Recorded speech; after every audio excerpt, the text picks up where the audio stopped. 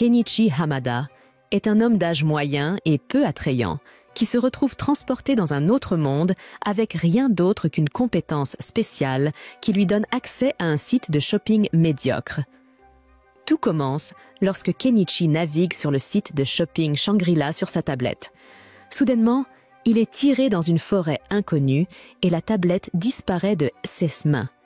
Perplexe, Kenichi inspecte ses environs et réalise lentement qu'il a été transporté dans un autre monde. Pour confirmer ses soupçons, il ouvre le menu de statut, s'attendant à voir les options habituelles dans un monde de type jeu. Cependant, il ne trouve que 3 choix: Shangri-La, son site de shopping familier, une boîte d'objets et une poubelle. Curieux, il clique sur le bouton Shangri-La. Une autre interface apparaît, lui montrant le site de shopping en ligne qu'il utilise toujours. Sans se poser de questions sur la raison pour laquelle il a cette capacité ou son objectif, Kenichi passe à l'étape suivante et clique sur la boîte d'objets. La boîte lui indique de placer un objet à l'intérieur, alors il prend un brin d'herbe et le jette dedans. À sa grande surprise, la boîte d'objets non seulement stocke des objets, mais sépare également les matériaux à l'intérieur. Par exemple, elle sépare les mottes de terre de l'herbe. Kenichi récupère les mottes de terre et les place dans la poubelle. Se sentant affamé, il parcourt le site de shopping pour acheter du pain et du lait, mais il constate qu'il n'a pas assez de fonds pour effectuer l'achat. Cependant, il dispose d'une autre méthode spéciale. Il peut échanger des objets de son inventaire contre de l'argent. Par chance, un squelette entièrement équipé se trouve à proximité. Kenichi échange l'épée transperçant le squelette et une pierre précieuse qu'il trouve dans le butin contre environ $600. Suffisamment pour acheter une miche de pain et 3 bouteilles de lait. Après avoir rempli son estomac, Kenichi enterre le soldat décédé par respect pour lui avoir sauvé la vie et prie pour la paix de son âme dans l'au-delà. Il dépense ensuite $100 pour acheter un VTT et prend la route, espérant trouver son chemin hors de la forêt avant la tombée de la nuit. Ne trouvant aucun signe de vie, Kenichi suppose qu'il a dû apparaître profondément dans la forêt et décide de monter un camp. Il achète un réchaud portable et d'autres essentiels de cuisine pour le dîner sur le site de shopping. Malheureusement pour cet homme d'âge moyen, l'odeur délicieuse du curry attire des monstres à proximité, qui commencent à s'approcher lentement de lui avec un regard de pure soif de sang. Kenichi se tourne de nouveau vers le site de shopping et commence frénétiquement à chercher une arme. Il trouve un arc, mais n'en ayant jamais utilisé, il passe son chemin et se résout à utiliser des feux d'artifice à la place. Il lance les feux d'artifice sur les monstres, s'attendant à ceux qu'ils aient peur et s'enfuit. Cependant, ces monstres ne sont pas des chiens errants. Ils sont plus intéressés par leur nouvelle proie naïve. Le temps pressant, Kenichi achète une fronde et à sa grande surprise, les comètes qu'il tire sont suffisamment puissantes pour infliger des dégâts sérieux aux monstres, les éliminant efficacement un par un. Après avoir vaincu suffisamment de monstres, Kenichi range rapidement tous ses objets dans la boîte d'objets et prend la fuite sur son VTT. Le matin suivant, Kenichi se réveille pour se retrouver allongé au milieu de nulle part et réalise qu'il a dû être épuisé à un moment donné et s'est endormi sans le vouloir. En inspectant ses environs, il remarque qu'il n'y a plus d'arbres devant lui et se rend compte qu'il a peut-être atteint le bord de la forêt. Pour confirmer sa position, il achète une échelle et des jumelles sur le site de shopping, utilisant l'échelle pour grimper à un terrain plus élevé. Il utilise ensuite les jumelles pour observer la distance, découvrant qu'il a atteint la périphérie d'une ville. Il marche avec empressement vers la ville quand, soudainement, un marchand nommé Fuyu manque de le renverser avec son char. Fuyu s'excuse et offre à Kenichi de le conduire à la ville de Dahlia. Voyant Kenichi hésiter, Fuyu le rassure en lui assurant qu'il ne lui demandera pas d'argent pour le trajet. Kenichi accepte l'offre et monte dans le char, remarquant une femme à l'intérieur. Fuyu la présente comme une barde voyageuse et une passagère. En voyant la tenue peu conventionnelle de Kenichi, Fuyu suppose qu'il n'est pas d'ici et lui demande pourquoi il se dirige vers Dahlia. Kenichi répond qu'il a l'intention de faire des affaires là-bas, ce qui intrigue Fuyu, puisque Kenichi est complètement sans ressources. Curieux, Fuyu demande à Kenichi s'il possède une boîte d'objets, au Seiya où Kenichi ne saurait pas ce que c'est. La femme fait la démonstration en faisant apparaître magiquement une guitare de nulle part, révélant qu'il s'agit d'une boîte d'objets. Kenichi feint la surprise et, jouant le jeu, la barde commence alors à chanter une chanson, rendant le reste du voyage de Kenichi vers la ville encore plus magique. Après être arrivé à Dahlia, Kenichi aide Fuyu à décharger son inventaire et lui offre un sac de poivre noir en signe de gratitude pour le trajet.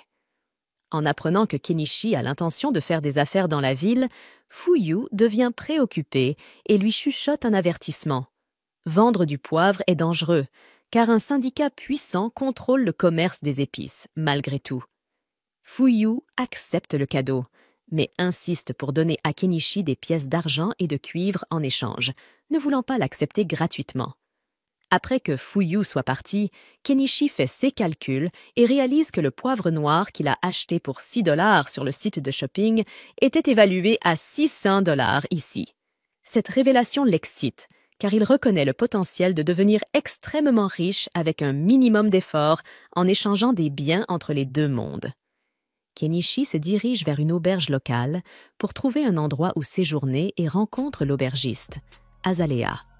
Lors de la réservation d'une chambre, il apprend d'elle que s'il veut faire des affaires à Dahlia, il doit s'enregistrer comme marchand à la guilde des marchands, étant donné qu'il ne connaît pas la langue du pays. Il demande à Azalea de l'aider à écrire son nom, lui offrant en retour une boîte de bonbons étrangers. Elle accepte volontiers les bonbons et, en une seule nuit, lui enseigne les bases de la langue qu'il apprend rapidement car elle ressemble au japonais. En guise de remerciement, Kenichi dessine un portrait d'Azalea, ce qui l'impressionne. Flattée et bouleversée, Azalea décide de faire de cet homme au grand cœur son mari. Et cette nuit-là, elle prend les choses en main, exprimant ses sentiments physiquement, ne voulant pas attendre qu'il soit officiellement marié. Après avoir rencontré Azalea, Kenichi s'installe à l'auberge. Cette fille stupide a décidé de donner ses melons gratuitement. « Si tu regardes ça, je sais que tu en veux. » Le lendemain matin, Kenichi va s'inscrire à la guilde. On lui donne une feuille de papier à remplir à la réception. Une fois le formulaire rempli, il doit payer un jeton pour son inscription pendant que la réceptionniste scanne le document. Kenichi, quant à lui, est un pauvre type qui n'a pas les moyens de payer la somme nécessaire à son inscription. Il supplie donc la réceptionniste de le laisser payer en plusieurs fois. Sans trop de stress, la réceptionniste accepte la demande de Kenichi de payer en plusieurs fois et lui demande de patienter quelques secondes. Elle revient avec son identifiant de guilde, qui l'aide à s'identifier comme membre de la guilde et à l'afficher lors des transactions commerciales. Avec l'identifiant en main, Kenichi sort de la guilde et se dirige vers l'auberge. Sur le chemin du retour, il se promène dans le marché et achète un panier de fruits. Aelia est très excitée de le voir avec les fruits, en prenant un et exprimant à quel point elle les aime et combien ils sont délicieux. Elle le remercie de lui avoir apporté des fruits, puis lui demande s'il a pu s'inscrire à la guilde. Kenichi hoche la tête en signe d'affirmation et descend dans la partie intérieure de l'auberge. Aelia, quant à elle, part s'occuper d'autre chose lorsque son patron l'appelle. Kenichi examine son identifiant de guilde et finit par se coucher pour la nuit. Le matin suivant, il se réveille plus tôt qu'Aelia, qui le trouve en train de travailler le bois et les clous. Elle est surprise, car elle ne savait pas qu'il était doué en menuiserie.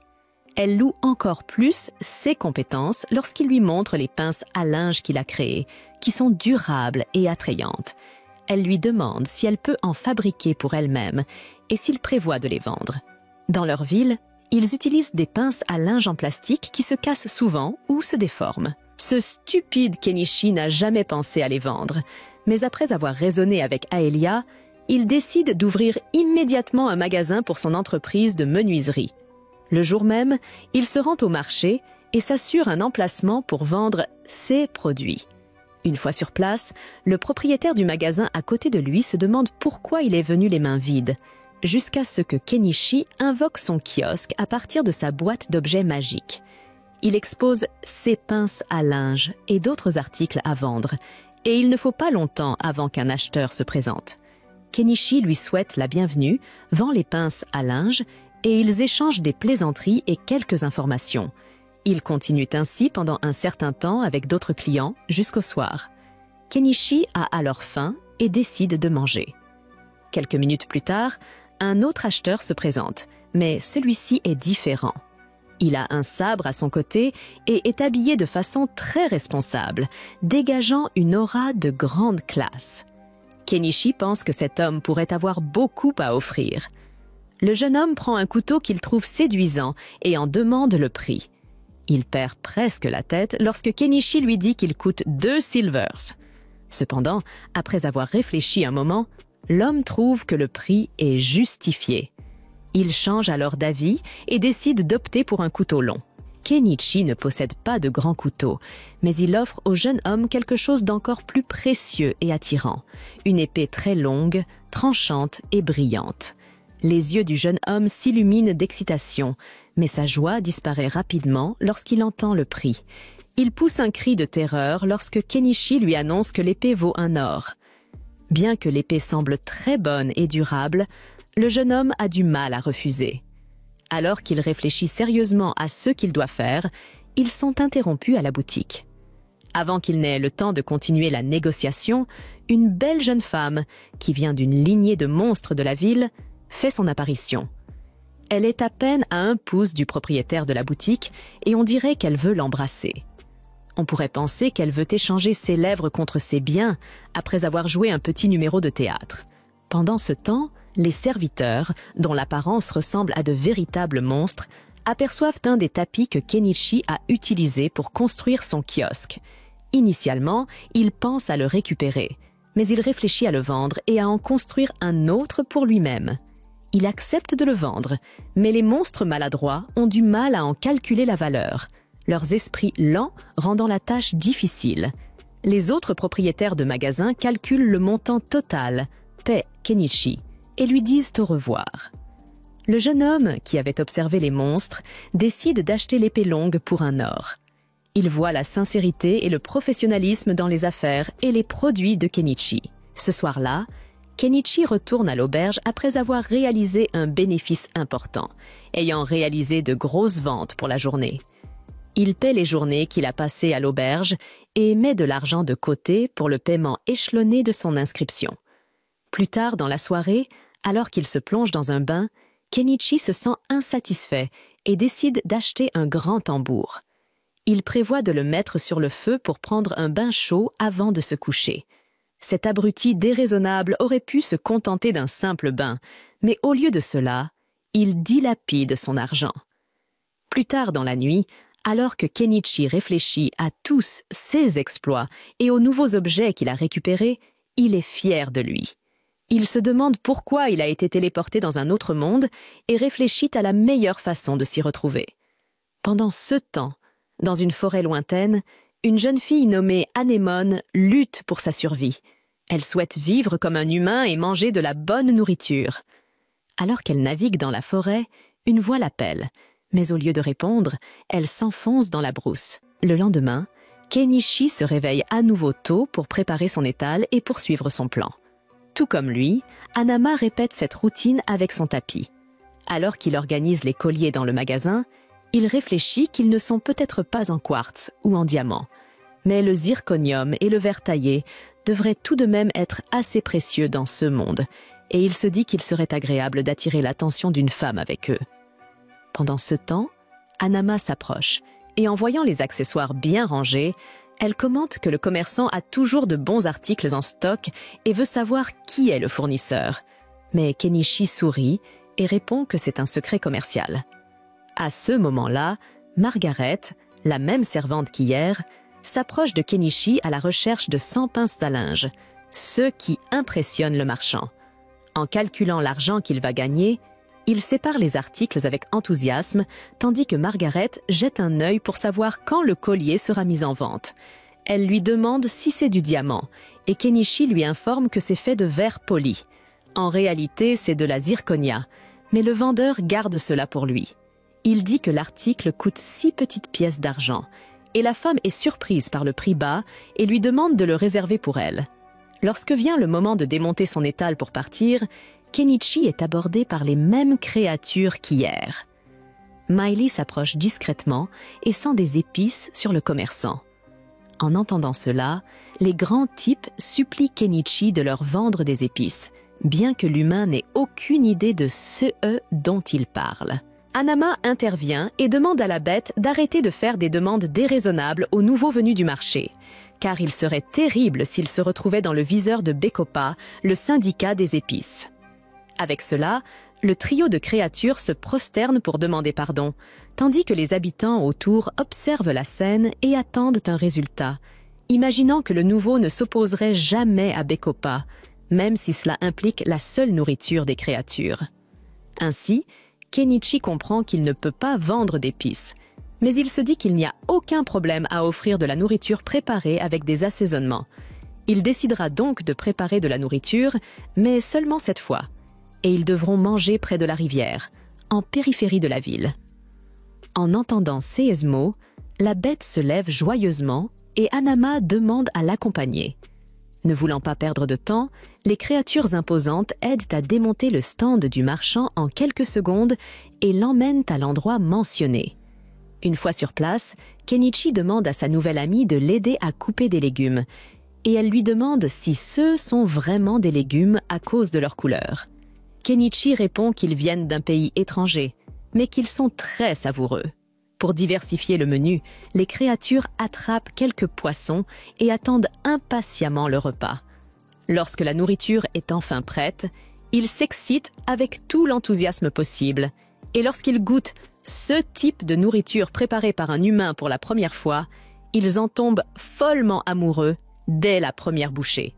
Hanama commente même qu'ils mangent avec des cuillères en argent, ressemblant à des nobles, mais Kenichi corrige dans son esprit qu'elles sont en acier inoxydable. Les créatures insistent sur le fait qu'une boisson accompagnerait bien ce dîner, et Hanama leur demande de faire preuve de retenue. Mais Kenichi est plus détendu et se souvient que tout le monde s'amuse. Alors, il achète une bouteille de chachou de 4 litres en ligne. La condition pour que les créatures obtiennent cette boisson est de ne rien dire à propos de ce repas, et tout le monde accepte facilement. Un peu plus tard, en discutant seul avec l'homme, son collègue commerçant lui demande s'il ne fait pas preuve de trop de générosité, mais il ne voit rien de mal à oublier la réalité de temps en temps. Miley s'approche et demande encore plus de boissons, et l'humain profite de l'occasion pour se présenter. De même, de droite à gauche, les créatures se présentent sous les noms de Miyakaro, Naimelo et Nyanji. Après cela, le quatuor de créatures se jette dans l'eau pour digérer avec maîtrise, et Kenichi leur lance une barre de savon pour qu'ils prennent un bain convenable. Après le bain, le marchand achète des lits et des couvertures chaudes pour que tout le monde puisse s'allonger sur l'herbe, et les créatures s'évanouissent sur place, tandis que Kenichi admire la mer d'étoiles qui enchante le ciel de sa beauté. Lorsque l'aube arrive à nouveau et que l'homme retourne à l'auberge, Azalea lui demande s'il est resté dehors toute la nuit, mais sans que cela ne l'inquiète, puisqu'il a payé pour la chambre. Ne voyant aucun problème avec l'intrusion, il lui dit qu'il a fait une promenade avec les créatures près de la rivière. Mais Azalea répond qu'il aurait pu rester avec elle plutôt qu'avec une bête femme. Kenichi rétorque qu'il n'y avait pas que des femmes là-bas, alors Azalea lui donne une claque sur les vêtements, et des cheveux de bête soyeux et brillants se détachent. Plus tard, alors qu'il commence à préparer son étal, l'homme se demande si Azalea a commencé à le détester à cause de cela, mais la vérité, c'est qu'il n'a pas besoin des femmes dans la vie paisible qu'il recherche. Au milieu de cela, Margaret conduit sa maîtresse au magasin de l'étranger, puis Primula s'approche et enchante Kenichi par sa beauté extraordinaire. Après avoir contrôlé ses sentiments, il lui demande si la cliente est venue acheter l'article qu'il avait mis de côté pour elle, et Margaret effectue le paiement avant de recevoir le collier et de le passer à sa maîtresse. Après avoir entendu que l'article était en verre, Primula regarde de plus près et demande si le vendeur est sûr qu'il ne s'agit pas d'un véritable diamant. Kenichi confirme qu'il s'agit bien de verre poli, mais pourtant, la femme souhaite jeter un œil à d'autres colliers au Kéas où il serait disponible. Rapidement, Le propriétaire du magasin montre d'autres articles similaires et Primula est impressionnée de voir qu'il utilise une boîte à objets pour les stocker. Voyant tout cela, elle se présente formellement au commerçant et lui demande de rencontrer son père, le propriétaire de la Primula Mercantile Company. Anama précise que les Malos sont de grands commerçants à Dahlia et que le patron de l'entreprise est un homme au grand cœur, très apprécié. Écoutant attentivement, Kenichi voit cela comme une opportunité de nouer des liens avec une grande entreprise. Peu après avoir accepté la proposition, en chemin, il commente qu'il n'a jamais voyagé dans une carriole aussi élégante que celle-ci. Et Primula répond en riant que les nobles ont même des carrosses encore plus extravagants. Puis elle raconte qu'elle a engagé un artisan pour essayer de répliquer les pinces à linge que Kenichi vend, mais le professionnel n'a pas réussi. Car, selon lui, le métal des pinces semble simple, mais nécessite une technologie avancée pour être fabriqué. Sans tarder, ils arrivent à un manoir qui laisse l'homme bouche bée, bien que Primula insiste sur le fait qu'il est petit comparé à celui d'un noble. À l'intérieur, Primula se présente et félicite le visiteur pour sa courtoisie en faisant de même. Kenichi présente les articles qui ont captivé la fille du propriétaire. Et le chef de l'entreprise semble lui aussi être tombé amoureux de ces produits. Primula murmure quelque chose à l'oreille de son père, puis il demande à Kenichi s'il possède bien une boîte à objets. Le jeune commerçant confirme qu'il en a une, bien que petite, et l'homme plus âgé montre la sienne sur la table. Il a utilisé cette boîte pour faire de son entreprise ce qu'elle est aujourd'hui. À son tour, Kenichi partage qu'il utilise la sienne uniquement pour stocker des récoltes, ce qui provoque un rire lors de la conversation. À ce propos, le visiteur demande pourquoi il est là, alors Primula propose à Kenichi un poste en tant que fournisseur pour l'entreprise commerçante. Le visiteur se demande si le magnat pourra trouver le bon marché pour ces articles et les vendre avec encore plus de profit. Et Primula lui assure que c'est le CA. Dans ce cas, Kenichi demande s'il ne serait pas plus facile pour l'homme d'affaires d'acheter directement dans son magasin et de les revendre plus tard. Primula remarque que Kenichi pourrait ne pas aimer cela, et il avoue effectivement qu'il ne le ferait pas. De plus, Primula révèle qu'il existe une possibilité que des rivaux de l'entreprise fassent une meilleure offre, et sécuriser un contrat serait une manière de s'assurer que cela ne se produise pas. Au fait, l'homme d'affaires précise qu'il ne pourrait pas supporter qu'un concurrent signe un contrat exclusif avec Kenichi, car ce serait la chose la plus stupide qu'un commerçant puisse faire. De plus, l'un des secrets des grands profits de l'entreprise de Malo est de ne pas se laisser tromper par le profit immédiat devant soi. On pourrait manquer une opportunité d'affaires encore meilleure. Cela dit, Malo propose de partager les bénéfices à 50-50 et Kenichi serre la main du commerçant expérimenté. Avec cette poignée de main, le novice gagne des dizaines de milliers sur des articles qu'il aurait pu acheter pour 2 ou 3 000, ce qui signifie que l'accord est conclu. Après avoir signé le contrat exclusif, Kenichi gagne plus d'un demi-million de yens grâce au premier produit qu'il a fourni, comme le Cameo Brook. Une émeraude avec le brook que Primula elle-même a proposé, 10 pièces d'or pour une d'une valeur équivalente à 2 millions de yens, soit environ 77 000 reuets brésiliens. Ainsi, grâce à des accords comme celui-ci, le solde de Kenichi à Shangri-La avait déjà dépassé les 8 chiffres, alors il décide d'acheter une maison. Après tout, maintenant qu'il avait de l'argent, l'homme d'âge moyen pouvait commencer la vie paisible qu'il avait toujours voulu. Toujours avec cela en tête, il traverse les périphéries de la ville jusqu'à atteindre les zones forestières plus éloignées. À un moment donné dans la forêt, il décide qu'il y établira sa base. Cependant, lorsqu'il revient à l'auberge et trouve Azalea dans sa chambre, elle le met en garde en lui disant que la zone est très dangereuse. Kenichi reconnaît cela et soutient qu'il ne vivra pas trop loin des murs de la ville. Mais la jeune fille insiste sur le fait que son désir est étrange. Les jours suivants, malgré les avertissements de son ami, l'homme tond l'herbe sur le terrain où il va construire sa maison en utilisant une tondeuse moderne, également achetée au magasin de Shangri-La, bien sûr. Le problème, c'est qu'elle fonctionne avec du carburant, ce qui pose un problème. Pour résoudre cela, le commerçant achète de l'essence mélangée pour moteur à 2 temps, ce qui est assez cher. Après tout, il n'y a pas beaucoup de choix à part ça, car ils ne vendent pas de carburant là-bas. Finalement, il construit une route menant à son terrain et, après cela, coupe des arbres avec une tronçonneuse et une hache. Cependant, après avoir terminé cette tâche, il essaie de stocker les énormes bûches dans sa boîte à objets, mais cela n'a pas été possible à cause de leur taille. Pour résoudre ce problème, il invoque la scie électrique et coupe les bûches en morceaux plus petits afin de pouvoir enfin tout stocker. Une fois cela fait, il découvre que le bois ne tient que s'il ne dépasse pas 10 mètres. Après cela, voyant que la nuit approche, l'homme décide de laisser le reste du travail pour demain. Lorsque le soleil se lève à nouveau, Kenichi reprend le travail pour construire sa maison.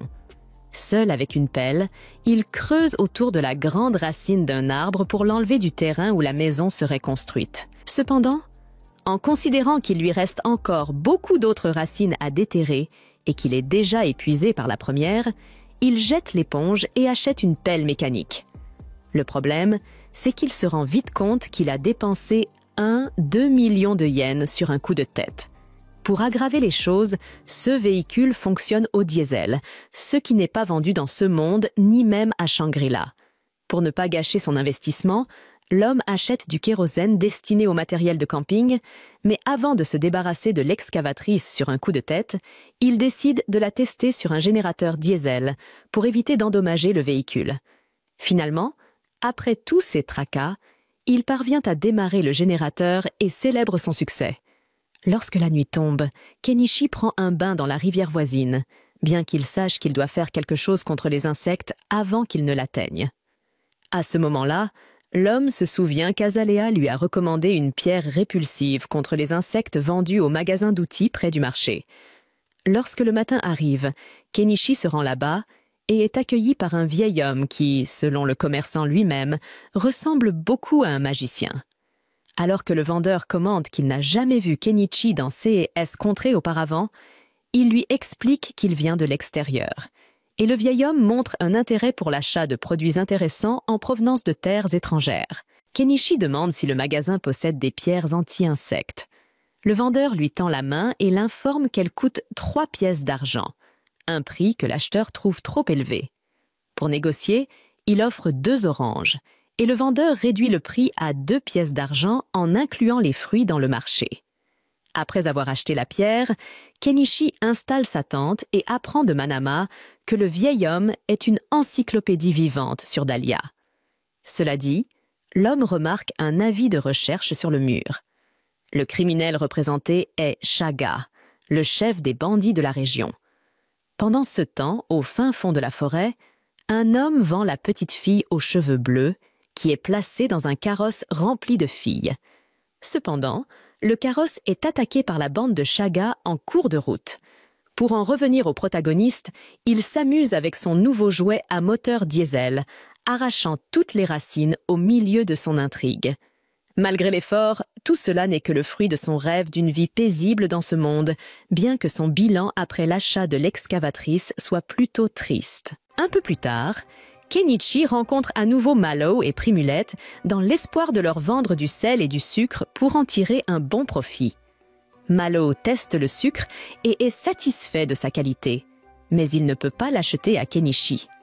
L'État se réserve tous les droits sur le sucre et le sel, et Malo aurait donc des ennuis s'il les achetait auprès d'une source non autorisée.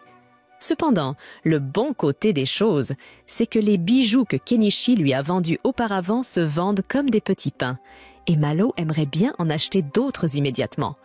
Les bijoux supplémentaires que Kenichi vient de vendre lui ont rapporté 15 pièces d'or, soit environ 3 millions de yens.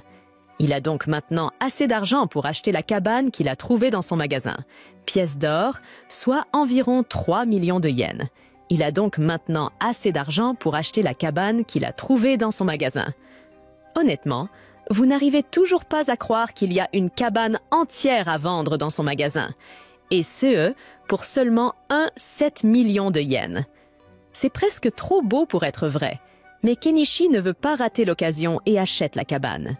Malheureusement, la cabane doit provenir d'IKEA, car lorsqu'il l'achète, il se retrouve enseveli sous une pile de planches de bois et des instructions qu'il ne sait pas comment suivre. Il prend le temps de lire les instructions manuellement et, comme il le craignait, l'assemblage de cette chose va être une véritable galère. Mais comme il a déjà payé, il n'a pas d'autre choix que d'en finir. Alors que Kenichi commence à construire, les Beast Folk de tout à l'heure passent par là. Et en signe de gratitude, il décide d'aider Kenichi dans sa construction. Plusieurs semaines passent, et grâce à l'aide du Beast Folk, Kenichi a pu faire des progrès réguliers sur sa cabane tout en gardant son échoppe ouverte, et après un peu moins d'un mois de travail, la construction de la cabane est enfin achevée. Il n'aurait pas pu faire tout cela en si peu de temps sans l'aide des Beast Folk. Et pour les remercier, il organise une belle fête autour d'un barbecue. Cependant, même si la cabane est enfin terminée, il reste encore une tonne de choses en ce que Kenichi doit faire par lui-même, comme peindre les murs et le toit et produire de l'électricité. Il lui a fallu un mois de plus pour s'occuper de toutes ses affaires, mais une fois que tout a été fait, la maison de Kenichi est complètement autosuffisante. Il a construit une clôture autour de sa maison et de sa ferme. Pour l'électricité, il a installé quelques panneaux solaires. Maintenant qu'il a enfin terminé de construire la maison de S.A. Rêve, la première chose que fait Kenichi pour fêter l'événement est de prendre un bon bain chaud. Cependant, il doit encore trouver un moyen d'avoir de la plomberie à l'intérieur, car il a dû faire plusieurs voyages à vélo pour remplir cette baignoire. Le lendemain matin, Kenichi retourne à l'auberge pour annoncer à Azalea qu'il a enfin terminé sa cabane dans la forêt et qu'il ne restera donc plus à l'auberge. Azalea est un peu surprise, car elle ne pensait pas que Kenichi était sérieux quand il a dit qu'il voulait construire une maison dans la forêt, mais elle est aussi heureuse qu'il ait pu atteindre l'un de ses objectifs, même si cela signifie qu'elle ne pourra plus le voir aussi souvent. Le lendemain, Kenichi se réveille dans sa cabane, et comme le temps est magnifique, il décide de sortir et de prendre quelques photos des fleurs locales, mais sa petite balade est interrompue lorsqu'il manque de se faire tirer dessus par une flèche. Kenichi est tellement surpris qu'il tombe de son vélo, mais d'autres flèches sont tirées sur lui, et il se met à l'abri derrière un arbre. Ceux qui tirent les flèches semblent être de nouvelles bêtes qui vivent dans la forêt, et pour leur défense, ils étaient là pour chasser, donc ils l'ont instinctivement attaqué. Mais même après avoir réalisé que Kenichi est l'humain qui a construit une maison dans cette forêt, il s'en fiche et décide de le tuer quand même. Kenichi n'a aucune idée de la raison pour laquelle ces bêtes l'attaquent, mais il n'a pas l'intention de rester les bras croisés et de les laisser faire ce qu'ils veulent, alors il fouille dans son inventaire et sort sa fronde pour riposter. Les bêtes sont un peu effrayées, car elles ne s'attendaient pas à ce que le faible humain se défende. Et elles commencent à réévaluer leur choix lorsque Kenichi leur lance des feux d'artifice et sort sa pelleteuse. Le peuple des bêtes n'a pas l'intention d'attendre de voir ce que cette chose peut faire. Alors, ils s'enfuient tous, et Kenichi se demande ce qui s'est passé. Mais juste à ce moment-là, il remarque un animal blessé qui crie de douleur au pied de l'arbre. Il a reçu une balle dans la patte et ne tiendra probablement pas longtemps si Kenichi ne fait pas quelque chose rapidement. Il s'approche du chat, mais celui-ci ne lui fait pas confiance et grogne lorsqu'il s'approche de lui. Kenichi ne veut pas se faire mordre. Alors il dépense un peu d'argent pour acheter une armure rembourrée au CAS où le chat essaierait de le mordre. Mais alors qu'il s'apprête à retirer la flèche, le chat se défend à peine. Il doit donc être à bout d'énergie. Il achète donc une bouteille d'alcool pour désinfecter la plaie, puis applique une crème antibiotique. Les blessures du chat ont été soignées, mais il n'y a toujours aucune garantie qu'il survivra à l'air libre, alors Kenichi décide de le ramener chez lui. Il installe une couverture pour que le chat puisse se reposer, mais il n'a toujours pas bougé d'un poil depuis qu'il l'a soigné, et il commence à s'inquiéter. Il n'a pas vu de vétérinaire depuis qu'il est arrivé dans cette ville, mais il y a peut-être une sorte de magie de guérison qu'il peut utiliser. Alors il va demander au sorcier ce qu'il en estimate. Le sorcier écoute l'histoire de Kenichi et se rend compte qu'il a dû trouver un lynx, mais il ne comprend pas pourquoi Kenichi voudrait prendre la peine de le soigner, puisqu'il pourrait facilement le tuer et vendre sa fourrure pour en tirer un bon profit. Le sorcier n'étant pas d'une grande aide, Kenichi retourne à l'extérieur, et comme il passe par là, Mail saute sur lui et commence à renifler autour de lui. Elle sent l'odeur d'un lynx sur lui, et son peuple considère les lynx comme des messagers de Dieu. Alors elle est très excitée et veut le voir de ses propres yeux. Elle suit Kenichi jusqu'à sa maison, et dès qu'elle voit le lynx, elle peut déjà dire que sa blessure a été causée par le peuple des bêtes à chiens, alors elle couine pour leur faire payer. Pendant ce temps, le lynx semble aller un peu mieux, mais il continue d'essayer de lécher sa blessure, si bien que Kenichi est obligé de lui coller un cône sur la tête. Mail est impressionnée par les compétences de Kenichi en matière de soins de santé. Elle lui demande s'il est médecin, mais il lui répond qu'il sait juste prodiguer les premiers soins. Mail veut remercier Kenichi d'avoir sauvé le lynx roux, alors elle sort et chasse rapidement pour donner à Kenichi de la viande d'oiseau. Et une fois qu'elle a ramené sa prise, Kenichi la fait pousser pour leur dîner. Après le repas, Mail est épuisée et demande à Kenichi de la laisser passer la nuit ici. Kenichi lui demande si elle peut abandonner son travail et passer la nuit ici, mais elle s'inquiète plus du lynx roux que de son travail pour l'instant. Kenichi accepte de la laisser passer la nuit, mais il n'a qu'un seul lit. Alors Mail suggère qu'ils dorment ensemble et Mail se retrouve sur Kenichi plus tard dans la nuit. Quelques jours plus tard, le chat semble aller beaucoup mieux. Alors Kenichi décide de commencer à travailler sur sa ferme, mais même s'il peut acheter les semis et les outils pour sa ferme, il doit toujours penser à la situation de l'eau, car devoir courir jusqu'à la rivière chaque fois qu'il veut arroser ses cultures serait une véritable plaie. La première chose qui lui vient à l'esprit est de construire un puits avec une pompe, mais ce sera pour demain, car il est trop fatigué pour le faire aujourd'hui. Il va se coucher et, le lendemain matin, il se réveille avec la sensation du lynx qui lui a sauté sur l'estomac. Même si cela lui fait mal, il est heureux de voir que le lynx est plein d'énergie. Alors il lui enlève son cône et le relâche dans la nature pour qu'il vive sa vie. Pour en revenir à l'affaire du puits, Kenichi décide de prendre quelques jours de congé pour s'occuper de son étable afin de pouvoir y travailler. Il perce un trou dans le sol et installe une pompe électrique afin d'avoir accès à de l'eau fraîche quand il en a besoin. Pour fêter cela, il commence à remplir son bain pour faire trempette. Mais tout à coup, il entend Primula l'appeler. Il est surpris de la voir ici.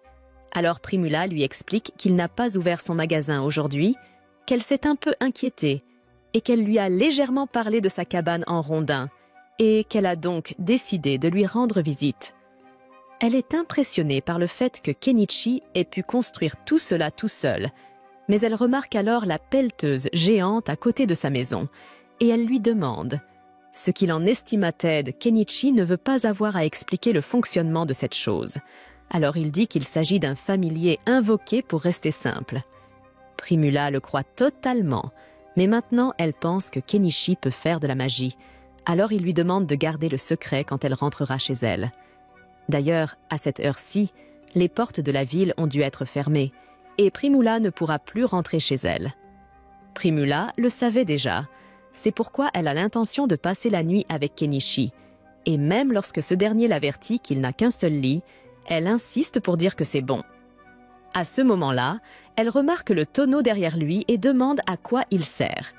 Kenichi lui explique qu'il s'agit d'un bain chaud, ce qui enthousiasme Primula qui demande à l'essayer. À la tombée de la nuit, Kenichi a réchauffé le bain et Primula y entre. Elle adore la sensation de chaleur, mais le fait qu'elle se trouve au milieu des bois la rend un peu mal à l'aise et elle commence à appeler Kenichi. Kenichi lui dit qu'il est assis de l'autre côté du mur, mais Primula dit qu'elle se sentirait mieux si elle pouvait le voir face à face.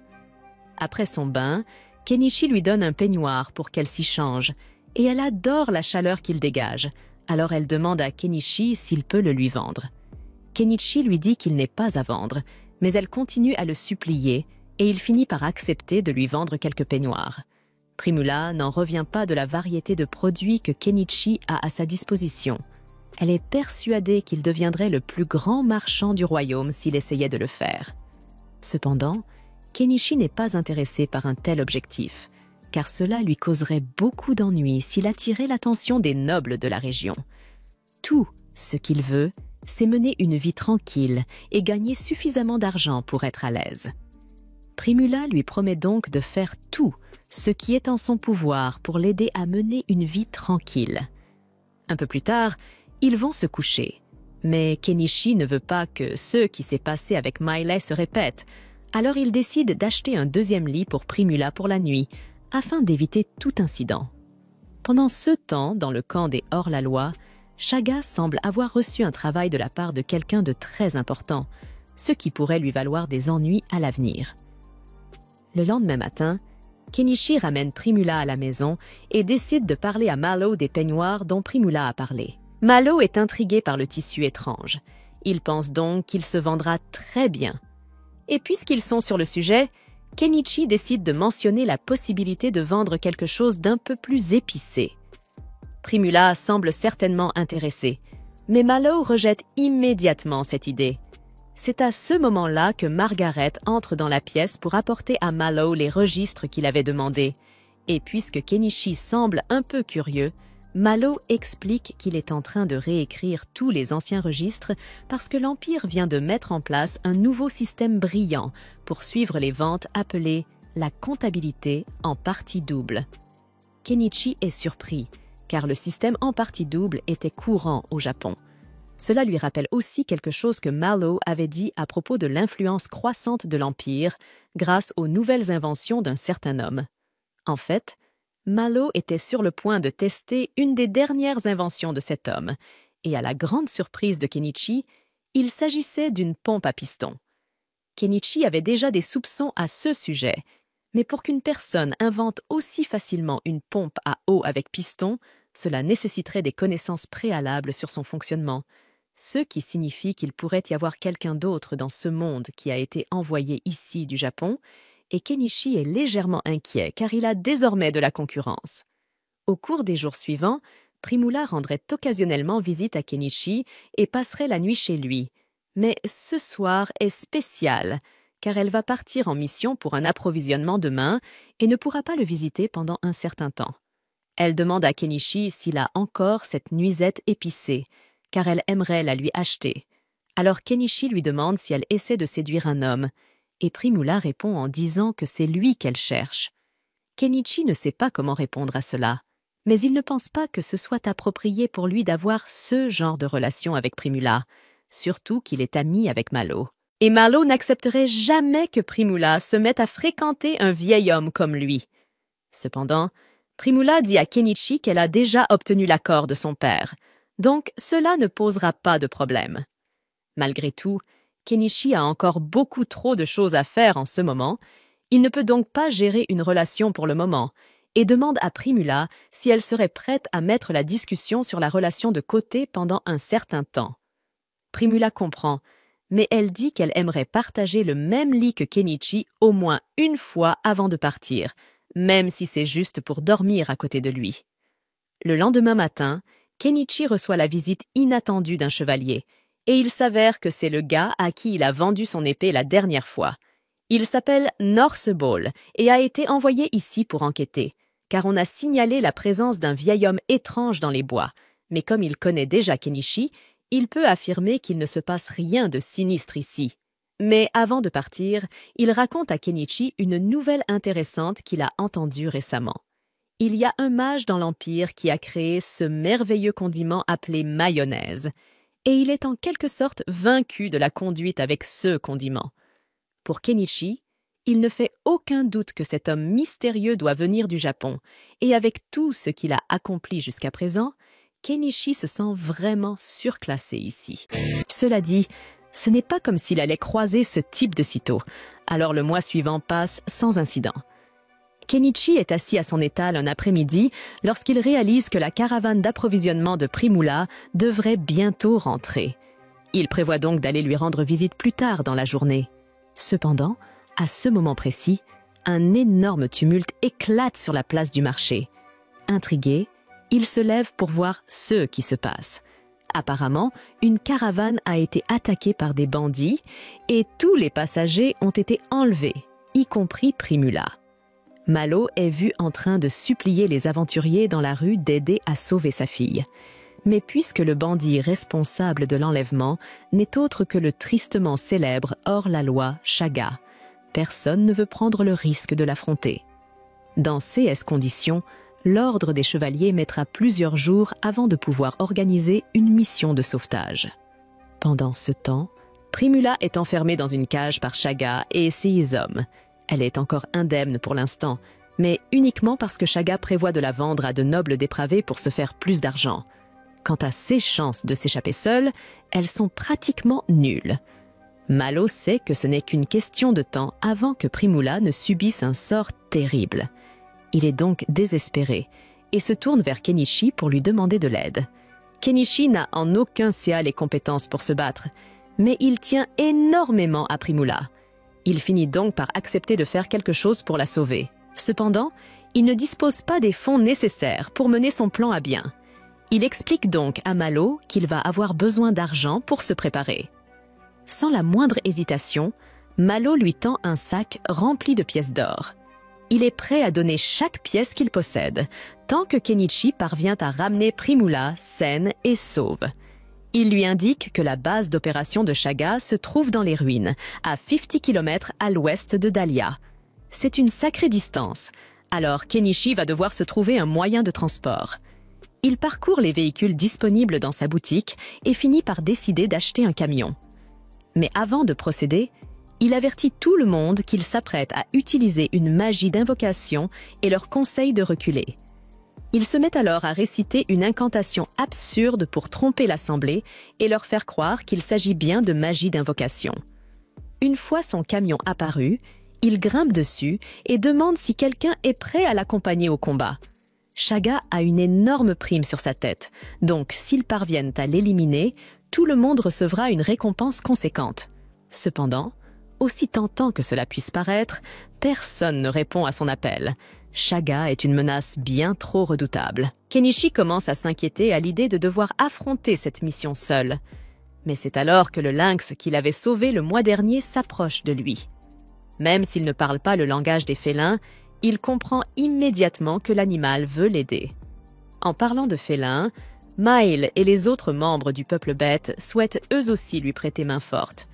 Après tout, ils lui doivent encore une faveur pour toute l'aide qu'il leur a apportée. Kenichi est soulagé de voir qu'il n'est pas seul. Pour les préparer au combat, il achète un arc à poulie pour Mielet, ainsi qu'une hache et plusieurs épées pour les frères de Mile. C'est alors qu'il entend une autre voix déclarer vouloir se joindre à eux. Lorsqu'il baisse les yeux, il découvre Norspal. Savoir qu'un chevalier expérimenté les accompagnera le rassure grandement. Toutefois, il ne peut s'empêcher de se demander pourquoi Norspal se promenait en ville en armure complète. Le chevalier explique qu'il vient tout juste de recevoir son épée forgée avec l'acier que Kenichi lui avait donné. Il cherchait une occasion de la tester, et quoi de mieux que d'exterminer quelques bandits? Un dernier volontaire se manifeste, le propriétaire de la boutique de magie.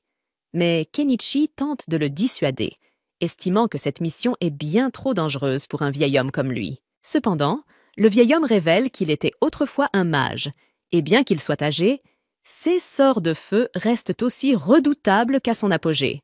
Kenichi admet que l'homme pourrait être utile au combat et accepte qu'il les accompagne. Mais voilà qu'Anama exprime aussi son désir de venir. Kenichi tente de la dissuader, arguant qu'elle ne pourrait rien apporter lors d'un affrontement. Pourtant, même si elle ne sait pas se battre, elle affirme pouvoir offrir un soutien moral et préparer les repas pour le groupe. Elle promet également de s'enfuir au moindre signe de combat, évitant ainsi à Kenichi d'avoir à la protéger. Il finit par accepter qu'Anama les accompagne pour le soutien moral, mais lorsqu'un Malos déterminé insiste pour venir aussi, Kenichi refuse catégoriquement. Il lui demande de rester sur place et d'attendre le retour sain et sauf de Primula. Kenichi interroge une dernière fois la foule pour voir si d'autres volontaires souhaitent se joindre à eux. Cependant, la peur de combattre Shaga est trop grande, et les spectateurs reculent progressivement avant de disparaître. Il semblerait que ces S9-là devront affronter cette mission seuls. Avant de partir, Kenichi se rend à la guilde pour s'enregistrer en tant qu'aventurier et déposer officiellement une annonce indiquant qu'il part à la chasse à la prime de Shaga. Le groupe se met alors en route à bord du camion de Kenichi. Mais alors qu'il quitte la ville, toutes les personnes qui avaient trop peur de se battre commencent à se moquer de lui, persuadées qu'il va simplement s'enfuir avec l'argent que Malo lui a donné. Pendant ce temps, Dans les ruines, la cellule de Primula est ouverte afin qu'une esclave capturée par Shaga lui apporte de la nourriture. Cependant, Primula remarque que la jeune fille est affamée et lui propose de prendre le pain à sa place. Reconnaissante de la gentillesse de Primula, la fille commence à manger immédiatement. Pendant qu'elle se nourrit, Primula lui pose quelques questions.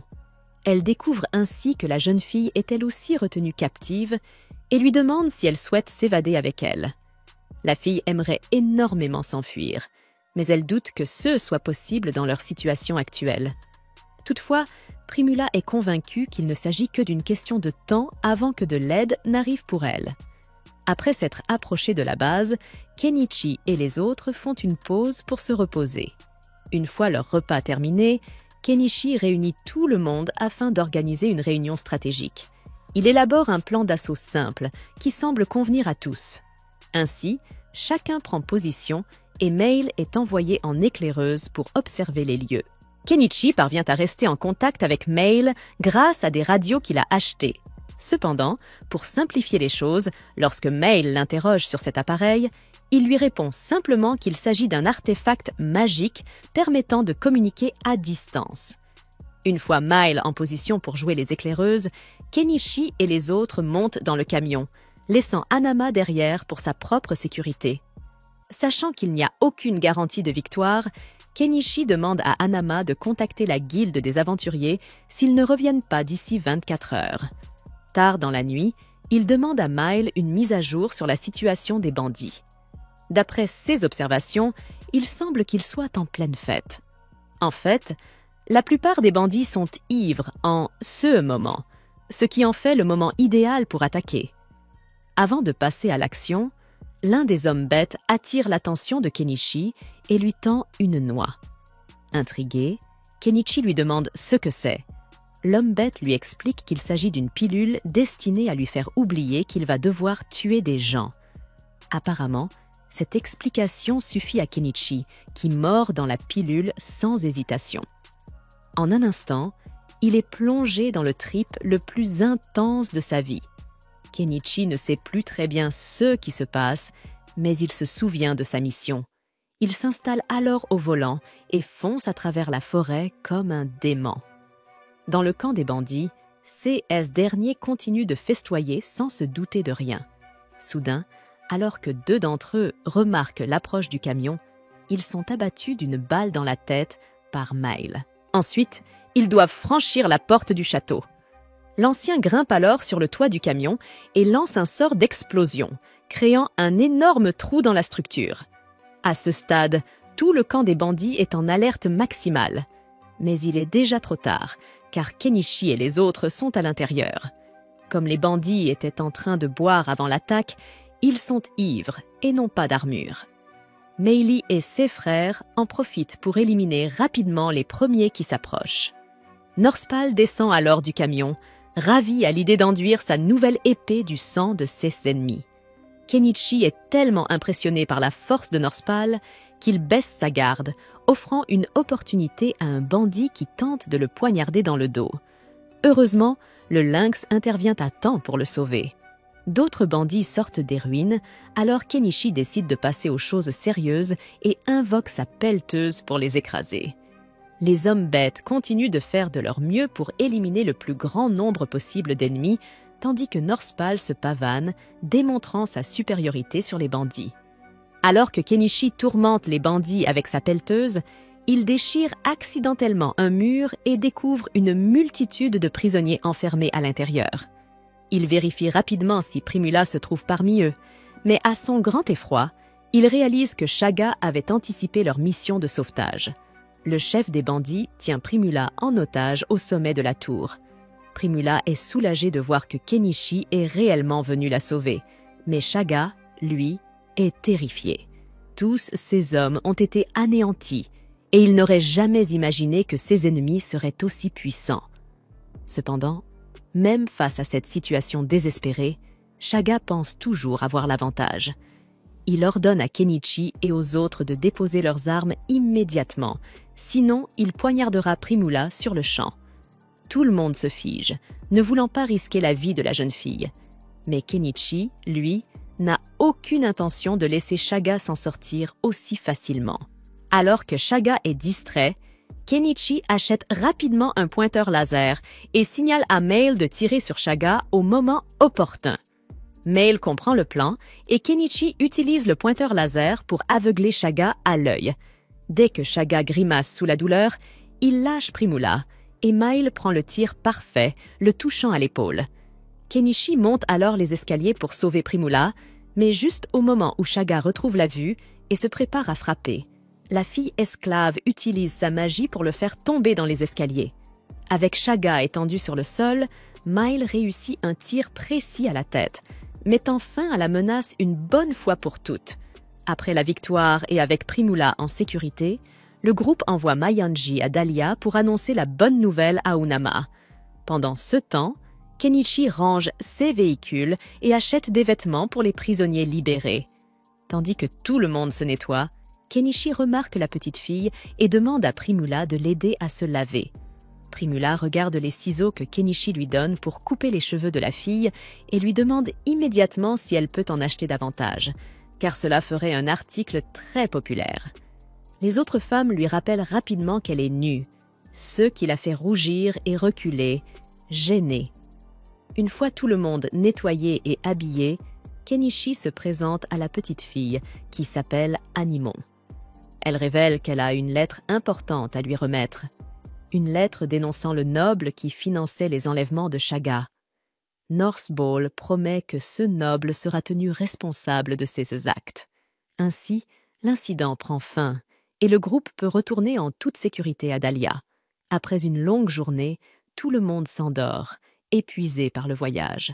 C'est la fin de l'épisode 4, n'oubliez pas de vous abonner pour ne pas manquer la suite. Le lendemain, il ramène le groupe en ville dans sa voiture et, voyant sa fille sortir du véhicule, Malo est ému et se précipite pour embrasser Primula.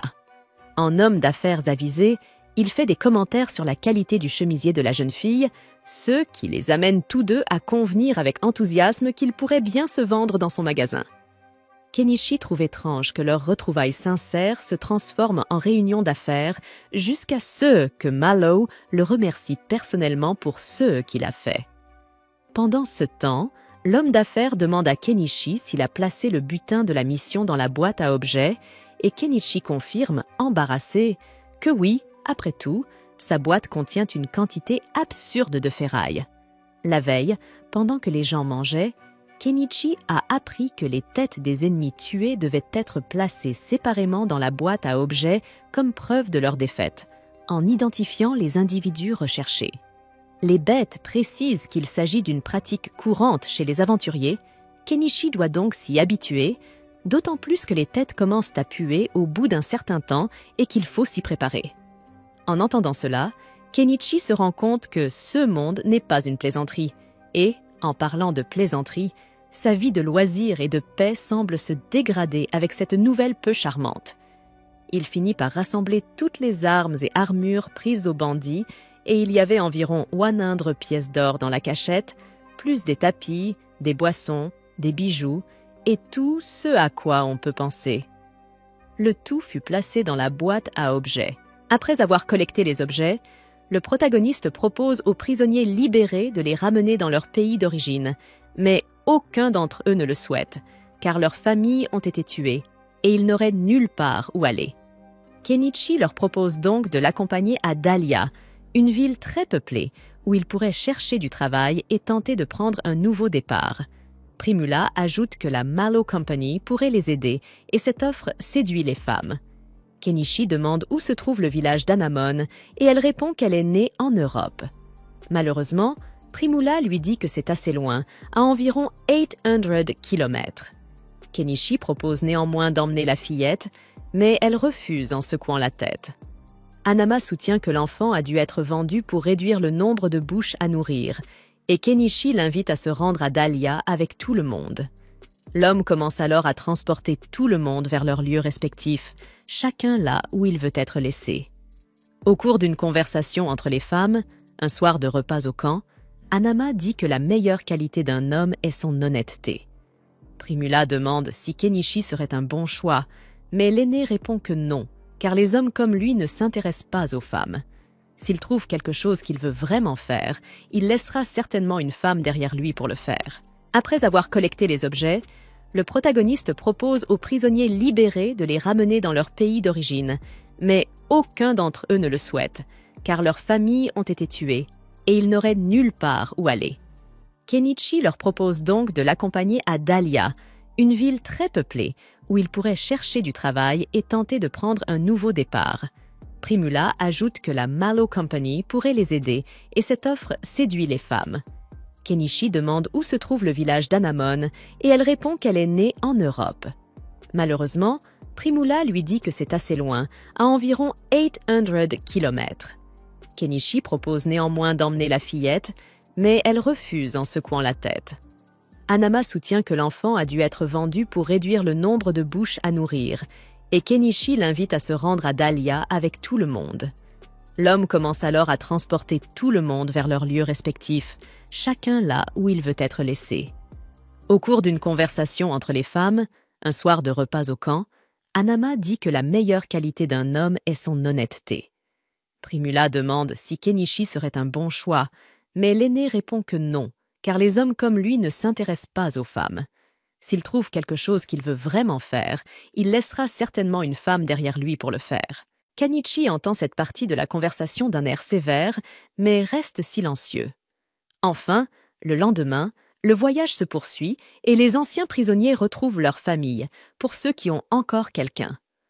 En arrivant à Dahlia, la réceptionniste de la guilde panique en voyant la tête de Shaga exposée devant elle par le peuple de la bête.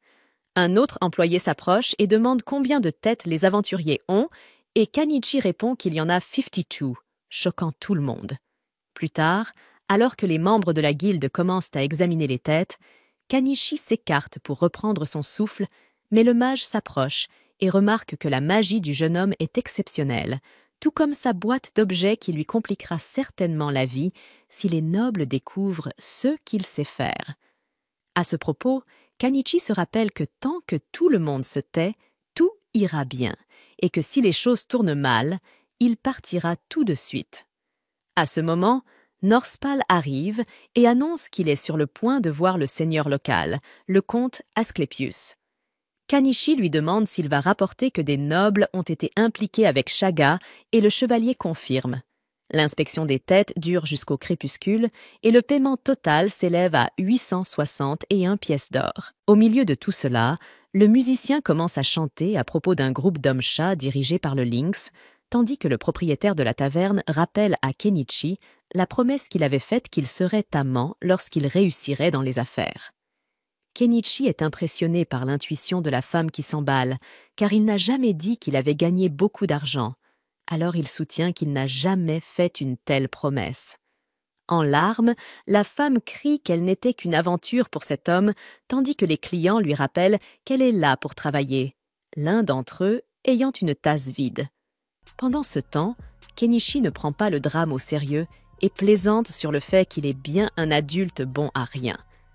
Alors qu'il monte les escaliers pour utiliser sa chambre, le protagoniste se dit que ce n'est qu'une question de temps avant que les nobles n'apprennent son existence. Au milieu de la nuit, alors que Kenichi dort, une jeune fille passe sans encombre devant le lynx et se fraye un chemin dans le couloir jusqu'à la chambre de l'homme. Lorsque Kenichi aperçoit le visage d'Azalea sous sa couverture, il se plaint d'être trop fatigué pour CS-jeux, mais la femme ne cherche pas d'excuses. Comme cela fait un moment qu'ils ne se sont pas vus, elle a pensé qu'ils pourraient s'amuser un peu. Tout en parlant, Azalée se déshabille sans vergogne jusqu'à ce que le couple se rende compte que quelqu'un a fait irruption dans la pièce, les observant en même temps que le lynx. Finalement, c'est la petite fille et le félin qui finissent par coucher avec Kenichi. Le lendemain, Kenichi pense qu'Anama pourrait s'inquiéter pour l'enfant. Il se rend donc au marché pour la chercher, mais la femme n'est pas là. Les hommes-chats ont la gueule de bois et n'ont aucune idée de l'endroit où se trouve le marchand. Kenichi décide donc de s'occuper de quelques tâches, comme la vente d'équipements pris à des bandits qui lui rapportent 32 pièces d'or. Il vend ensuite des objets de Chomet à la Mallow Company pour 35 pièces et plus tard, après avoir vendu des meubles et des arcs à la Old Man's Tool Shop, il gagne encore 22 pièces d'or. Au total, cela lui rapporte 17 800 000 yens. Répartis entre les 7 membres de l'équipe d'expédition, chacun recevra 12 pièces. Kenichi décide d'en donner une partie à Hanama et aux femmes qui ont choisi de rester à Dahlia. Après avoir dîné avec les hommes bêtes, Kenichi ramène Hanamon chez lui, à côté du lynx, où Hanama est très inquiète. Plus tard, alors qu'elle prend le thé, la petite fille avoue qu'elle veut rester avec Kenichi. Malheureusement, Hanama suggère qu'elle pourrait apprendre à la petite fille à gérer un commerce, afin qu'elle ne se sente pas seule puisqu'ils vivraient ensemble. Mais la petite fille insiste sur le fait qu'elle veut vivre avec l'homme. En fin d'après-midi, Hanama part en calèche en direction de la ville et Kenichi a de sérieux doutes quant à l'issue de cette histoire. Sur le chemin du retour, il demande à Hanamoen pourquoi elle veut vivre avec lui et elle répond que c'est parce qu'il la nourrit jusqu'à ce qu'elle soit rassasiée. Kenichi accepte donc de servir le dîner et de régaler la jeune fille d'un délicieux repas, ce qui le rend heureux de voir qu'elle aime sa cuisine. Plus tard, Kenichi s'apprête à prendre un bain et la petite fille insiste pour qu'ils se baignent ensemble. Au moment de dormir, l'enfant veut dormir à côté de lui. Honnêtement, Kenichi trouve curieux de se retrouver soudainement avec une fille adoptive, mais les choses sont allées trop vite et il se laisse porter par le courant. Cependant, tout n'est pas rose. Le jour où le père et la fille se sont endormis, un groupe de personnes cagoulées s'approche de la cour de la maison. Dans la scène suivante, Kenichi fait un bref cauchemar au sujet de ses journées épuisantes au bureau et de sa vie passée, et se réveille haletant dans son lit. 15 jours plus tard, la nuit Morse Bolt reçoit le titre de baron pour avoir vaincu Shaga, s'est emparé d'un petit territoire et commence à recruter des gens pour y vivre, et est également à la recherche d'une femme. Pendant ce temps, certains habitants se voient retirer leur titre de noblesse pour avoir engagé Shaga pour kidnapper Primula. Ironiquement, en se promenant dans la ville, Anémone voit un drusina utilisé par un habitant et Kenichi se souvient que les Malos se sont moqués de lui lorsqu'il a présenté le projet, mais que les plus malins ont fini par utiliser l'idée. Ils se sont même excusés de s'être moqués de l'étranger et lui ont versé 5 pièces d'or pour son idée, car, selon Malo, l'une des devises de l'entreprise est de toujours montrer de la gratitude pour une idée. Après la réunion, alors qu'il quitte l'entreprise, les silhouettes encapuchonnées continuent de suivre Kenichi et Anémone. Une fois l'examen terminé, le groupe récupère la récompense et la divise à nouveau en parts égales. Kenichi rend l'argent qu'il a emprunté à Malo pour préparer la mission et en distribue une partie aux femmes qu'il a sauvées.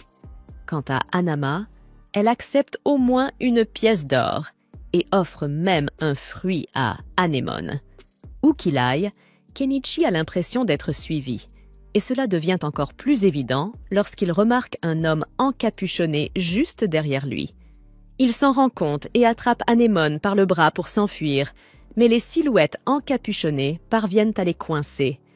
N'ayant aucun endroit sûr où aller, Kenichi s'engage dans une ruelle et jette des caisses en bois sur le chemin pour essayer de gagner du temps. Cependant, à un certain moment du voyage, un chariot bloque la sortie de la ruelle, ne lui laissant aucune échappatoire. Et il se rend. Les silhouettes encapuchonnées ouvrent la porte du carrosse et l'informent que leur employeur souhaite s'entretenir avec le marchand. Mais avant d'entrer dans le véhicule, Kenichi invoque des dynamiques de son inventaire et les lance dans tous les sens, y compris dans le carrosse. Au milieu du chaos, il parvient à s'éloigner et à pointer son arbalète sur ses poursuivants qui s'enfuient en panique. À ce moment-là, Mao arrive en calèche et demande ce qui s'est passé. Elle entre avec sa fille adoptive et lui explique que toute cette situation doit être l'œuvre d'un noble, et Mao pense qu'il s'agit de la faction anti-monarchiste, suggérant ainsi à Kenichi de rendre visite au seigneur de cette ville, le seigneur Asclépios. Le soir, alors que le marchand étranger rentre chez lui, Mao parle à sa fille de la dette qu'ils ont envers Kenichi, car ils ont été honorés par le seigneur de la ville pour avoir inventé la drusina, ce qui leur a même valu un nom de famille honorifique. Par exemple, Primula s'appelle désormais Primula ni Drusina. Le lendemain, seule dans sa chambre, la femme se souvient qu'au début, Elle ne voyait en Kenichi qu'un homme fade d'âge moyen, mais qu'elle a vite reconnu son grand talent et sa personnalité. C'est pourquoi Primula a tout fait pour attirer l'attention de cet homme, mais rien n'y a fait. Cependant, comme il était allé la sauver des bandits, la femme était sûre que cet homme ressentait quelque chose pour elle. Primula a donc décidé de s'investir encore plus dans Kenichi, car elle est certaine qu'il l'attend. Excitée, elle court vers la maison de l'homme pour lui dire tout ce qu'elle ressent, mais en arrivant, elle pleure en voyant que sa maison a disparu. Elle se souvient de ce qu'a dit Hanama sur le fait que Kenichi est quelqu'un qui ne s'installe pas à cause d'une femme. Pendant ce temps, Kenichi rencontre Fuyu sur une moto et tous deux discutent. Fuyu lui demande où il va. Kenichi se souvient de tout ce qu'il a fait pour arriver en moto avec Anemone et le lynx. Il avait entreposé sa maison et tout ce qu'il pouvait autour, puis il est finalement parti pour de bon. En se souvenant de cela, il dit à Fuyu qu'il s'embarque pour un voyage sans destination fixe avec sa famille, à la recherche de la vie paisible dont il a longtemps rêvé.